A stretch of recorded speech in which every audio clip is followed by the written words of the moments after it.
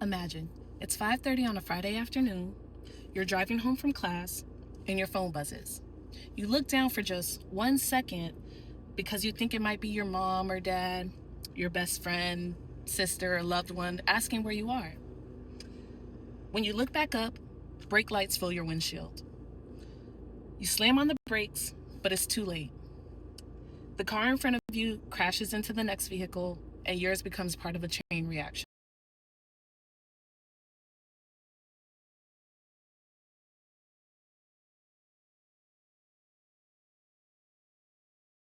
Minutes later, flashing lights surround you, someone is being loaded into an ambulance, and one family is getting a phone call that will change their lives forever.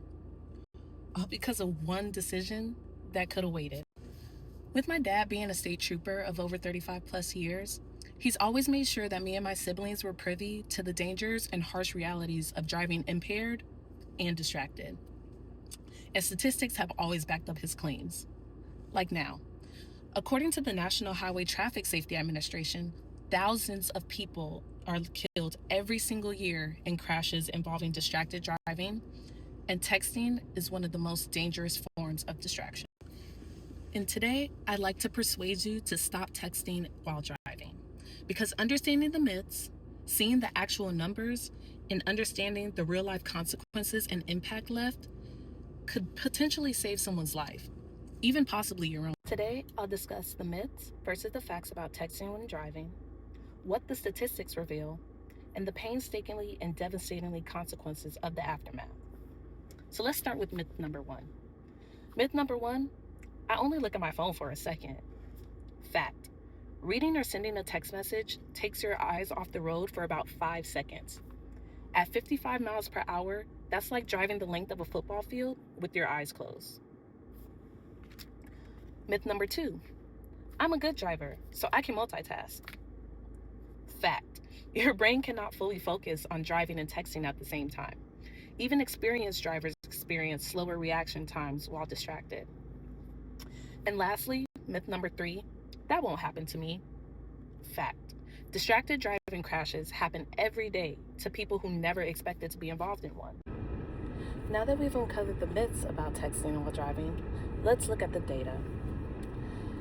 These are the official NHTSA totals, and this data comes directly from the 2024 research note. This bar graph shows the number of people killed in distracted-affected crashes over the last recent years. In 2021 alone, 3,521 people lost their lives due to distracted driving.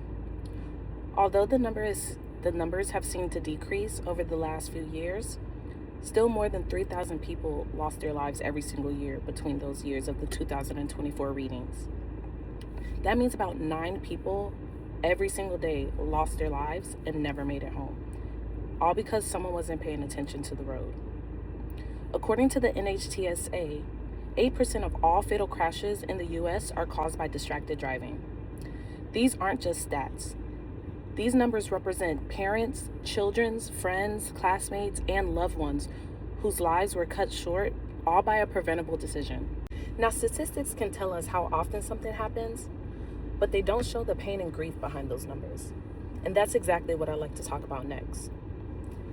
Imagine a father waiting at home for his daughter's first day of college courses. Dinner is ready and waiting, but she still hasn't walked through the front door. A little more time passes, and right when you think you hear her footsteps on the front porch, instead, it's an officer, now explaining that your daughter so happened to look down at her phone to text back her best friend about her first day of college, and now she'll never make it home. Now imagine being the driver who sent that text or caused that crash. Imagine living every single day knowing that that 1 second decision didn't last long, but the consequences of guilt, grief, and shame last forever. Always remember, cars can be replaced, phones can be replaced, but a human life can never be replaced. So we've talked about the myths, we've looked at the data, and we've seen the heartbreaking consequences. Now it's time to decide what we're going to do about it. How many of you will be willing to completely give up your cell phone whenever you drive? I don't blame you at all.